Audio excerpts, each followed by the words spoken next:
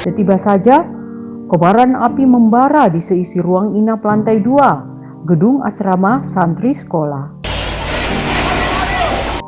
Petugas pemadam kebakaran Makassar menyiram ruang terbakar yang dihuni 30 orang santriwan SMP Islam Terpadu Nurul Fikri, Makassar. Artinya korsleting. Dugaan kami korsleting. Kabarnya dari AC ya. Dugaan kuat tapi bisa jadi lampu juga. Korsleting Listrikan, Ustaz. ya. Itu di lantai berapa, Ustaz? lantai 2. Lantai 2. Kalau lantai 2 itu yang terbakar apa aja di atas? Itu asrama santri kami yang level SMP. Santriwanti atau santriwan? Santriwan yang laki-laki. Semua di lantai 2. Enggak ada kok.